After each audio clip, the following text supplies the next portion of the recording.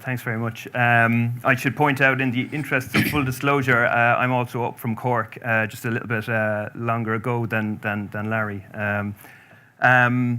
And also, actually, equally out of my comfort zone and depth here, because this is about IT, and I'm a marketing person, but that probably tells its own story about just how easy it is to sort of get involved with G Suite and work with those apps.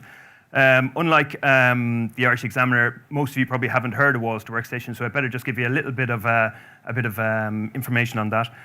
So we are a specialist subcontractor in the commercial interior fit-out industry. So that means we're in the construction industry. We supply key products into areas like education, hospitality, healthcare, those kind of things. But the key one for us is office. Office space is what we do. We do a huge amount of work in and around this area, not a million miles away. We've done significant work for Google, but about 80%, I would say, of our work is just within about a mile of here. But this, however, is our office, which is out in Baldonnel. And you can see we've a nice fleet of branded vehicles. So we have people out on the road all the time. So kind of remote access to all of our documents is a key issue. I'll just show you a little bit of the product that we do. This is a key one for us, the glazed partitions for meeting rooms and boardrooms and all that kind of stuff. And again, at Google are a huge line for us on that front. Furniture, desking and things like that, the unglamorous stuff down to some very nice kind of higher end stuff as well. One of the extremes that I quote a lot, and not just because I don't usually reveal the client, but we're here today, so they want us to get hammocks and put us in touch with a hammock supplier over in California, So I'm picturing some guy in like board shorts and fit flops and, getting the hammock sent over, which is a world away from where we operate, And also the contract flooring and things, so carpets and vinyl flooring and stuff like that. So clients, yes, as I've said, Google, but we're pretty much agnostic when it comes to the tech companies that we'll work with. Big tech, big finance, big pharma, it's all blue chip, foreign direct investment companies, the odd, like central bank, odd Irish company who would do that, but these are all the companies who are really, really investing in what their staff do and in enabling their staff to work smart and to do what we call agile working. And not familiar with all of your work environments. I'm sure some of you have, great hot desking environments and all that kind of stuff and remote access, but trust me, not everybody does. And these are the guys who are kind of invested in that. They see the future in that. This is just one of our supplier companies, Orangebox, and they've interestingly trademarked the term smart working and the whole concept around agile working as it applies to the furniture world. So just as important as it is in terms of tech, people need to have the environment that they can actually work in this way. And we're supplying this. We're kind of preaching this to our clients and people who come to visit us. And then when we kind of look at our own environment, we realize that we weren't working like that at all, So it's about 6 years ago now, we were, I suppose, analyzing what we had done. We were under some pressure.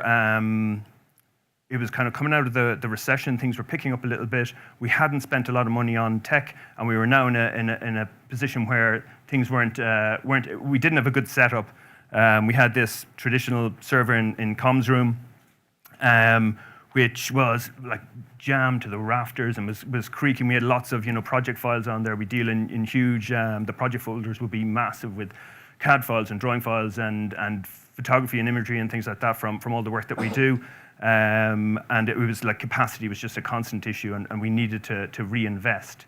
We had a mix of digital and print files. So people would have, every project had its own little, it was a little blue folder that it would come with. As soon as you'd start up a project, you'd get this blue folder with some standard documentation in it, and you just constantly add to that. And depending on how big the project got, you'd end up with, you could have a filing cabinet full of these folders, and then you'd also have this mix with loads and loads of digital products. So everything you'd been emailed, you wouldn't necessarily want to print everything off, so we had this horrible mix of the two.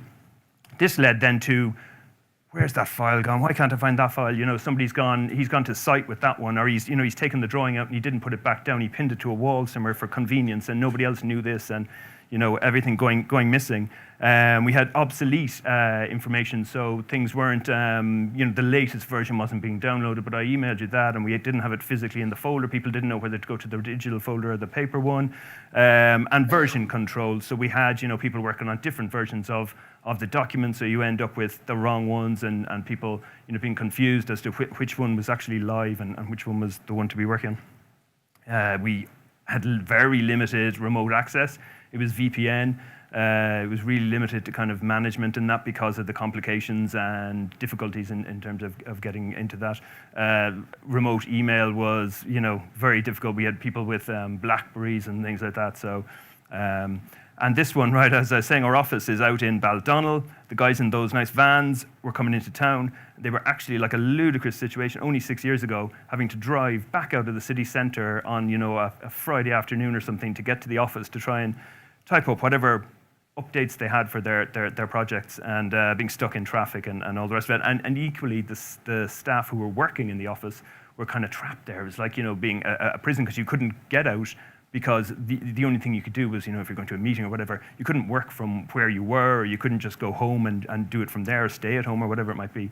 So we had all these issues. We had an outsourced IT support for that rubbish server that was causing so many problems, and he was, coining it from supporting us, because the more problems there were, the happier he was. He was in there permanently. And yeah, collaboration in general on any of our projects, it was a nightmare. It just made things very, very difficult. This kind of uncertainty about whether you're working on paper, whether you're working digitally. So enter G Suite. And we had this light bulb moment where it was actually a similar company to ourselves, a subcontractor who we would work with from time to time on a project, and they were saying it was I think it was there was a big snow back in about 2011, and they had to get a tender in, and their whole team were working from home. And so the deadline was coming. They didn't know how to do this, or sorry, they did know how to do this because they had just switched to G Suite themselves, or Google Drive, or whatever it was at the time.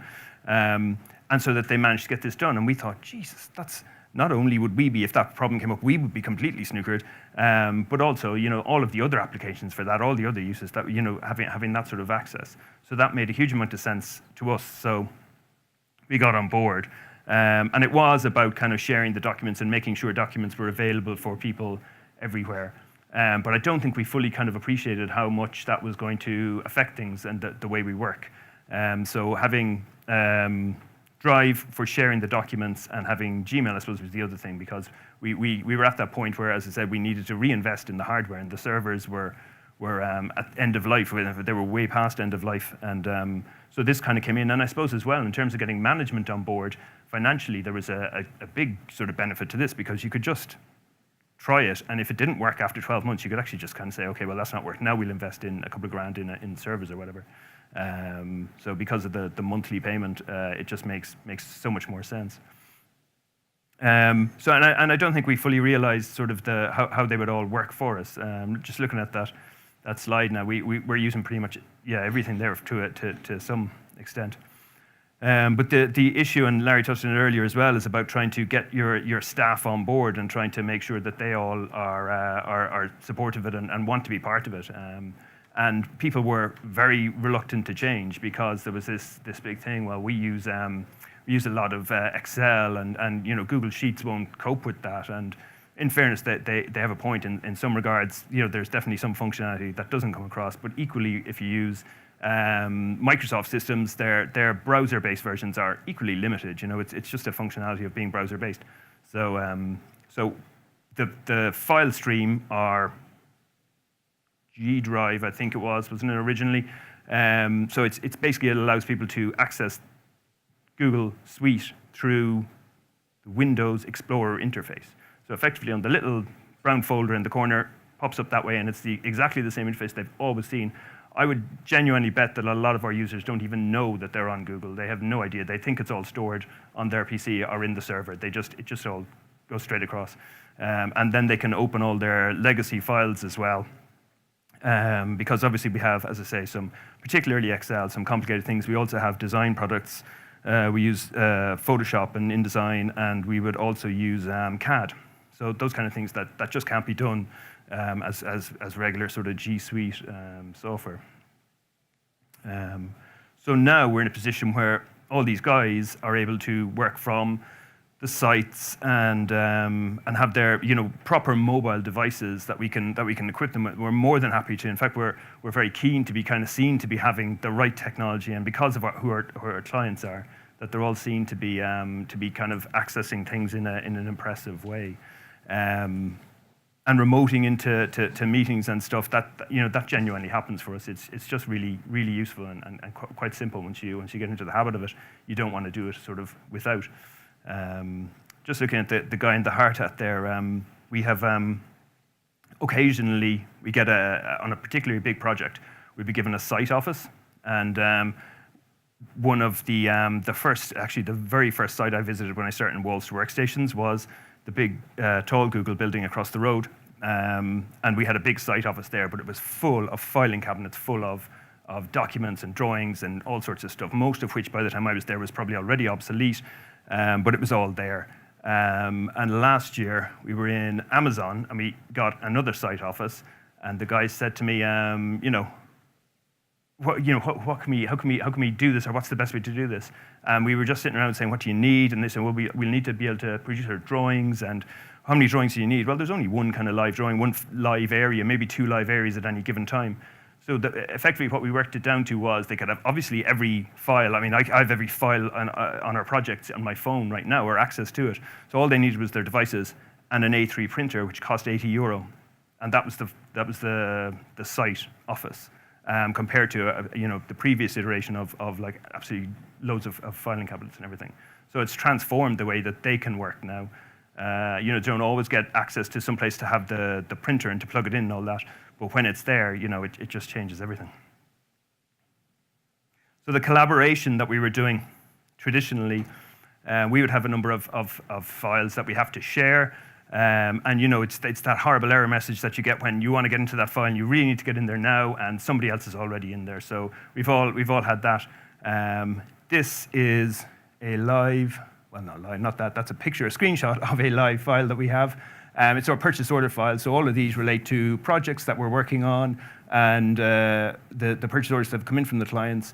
And we have, if you see, this blue space is my colleague Nicola, who's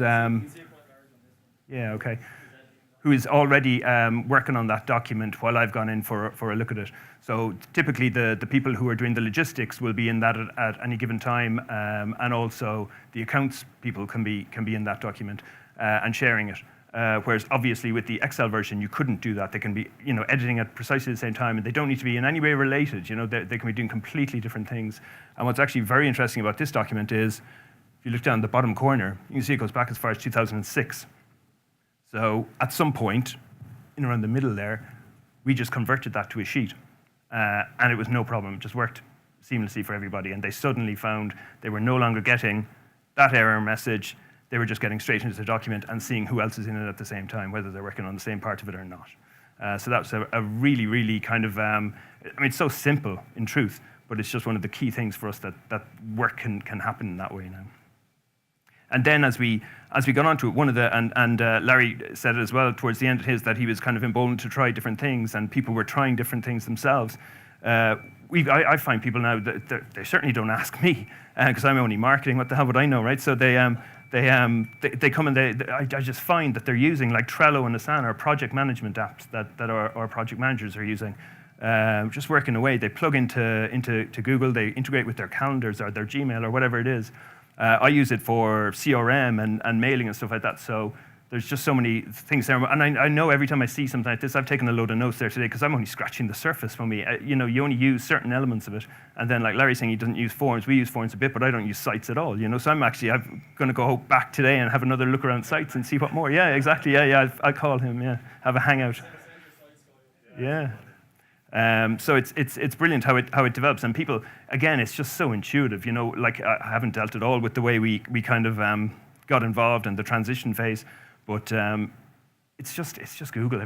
Most people have already used it anyway to some extent personally, and anything people are stuck on, just Google it, man. It's Google. Google it. There's YouTube videos for absolutely everything, and even then when you get into these other apps, they're all doing it as well. So it's just, once you're in that environment, everything changes and just opens the whole world up, Here's one, and Fintan actually had something similar. He had a nice video. Mine's just a screenshot. But this is our CRM connected into our Gmail. So that's just Fintan's contact. The icon up there is the CRM one. So when I click on that, this window opens up. And if this is for me, it's probably an architect or a construction company or something that I'm interested in. But I can see their details, their info, the projects that we're working on or we have worked on historically with them, and any activities that are there. So I can, even if I've never heard of somebody and they're sending in an email, I can suddenly go, oh, hold on a second. He's really important because he's been on X number of projects. You're right, Fintan? We use Zoho, which is, I think, Salesforce Lite, our Salesforce Me Too product.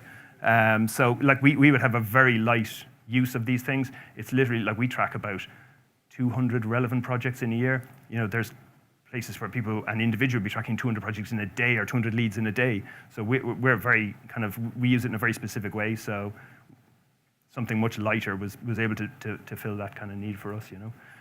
But that's just a typical thing, and as I say, the project management guys will be using that in another way. They'll have plugins on there for their project management, for Trello and for Asana and whatever else it is. And again, it's that thing, as Fintan's saying, you just search for the apps that integrate on the various tools, you know, and there's always something there. This is just something, a little use case that I have. Somebody was saying to me, historically, right, in 10, 15 years ago, before I joined the company, they used to have a big map of Dublin. They'd put little tacks on all the sites that we were working on. And somebody was saying recently, one of the directors was saying, we need to get that old map out again and do it old school and, you know, and put it, I was going, oh, Jesus, no, look, there's got to be a way. And I said, you know, I didn't even research it. I just said, we'll be able to do it through Google Maps. It'll work, don't worry about it. And actually, I should have made this live because it's very interesting. This is, I've just basically exported a CSV file, is that what it is, out of the CRM system, too many TLAs, and imported it into Google Maps with all the notes. So and it'll either take the street coordinates, street address, or the GPS coordinates. So either way, and it plugs in those pins, and each of the colors refers to whatever it is. I think it's actually years of expected completion dates on various projects.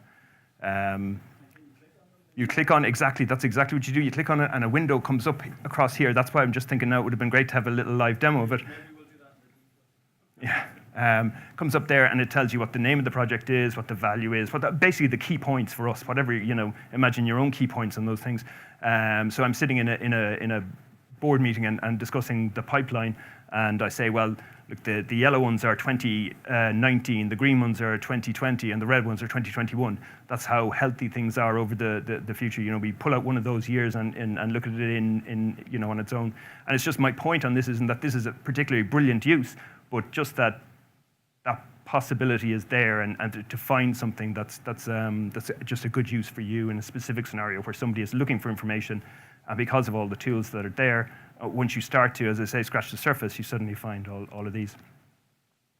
This, I'm going to finish on another premises shot, right? But this is not the one from the first one. This is a new premises that we are, well, it's actually not that building, but the idea is we are looking for a new premises because we're outgrowing where we are now. We want to have a second team, a second location for one of our teams. So they'll go away from the head office and just move to a new one. And the director said to me recently, you know, what do we need IT-wise? Let's look into this. And I said, well, all you need is broadband. That's it, broadband, and just move your PCs. You know, you do it over a weekend. There's nothing. There's no, you know, everyone's mobile phones and VoIP, so it's all straightforward. You will have absolutely everything once you have your broadband, all your documents, all your files, everything. It's the simplest process. So it just illustrates how light touch everything is, because obviously previously we would have had all sorts of servers and whatever else there. So anyway, that's the end of it. That was just my little example. I hope that was okay. I hope you enjoyed it. And yeah, absolutely ask questions when we're getting stuck into it. That was brilliant, Dave. Thanks. That was fantastic. Thanks. I think it was some really interesting insights there.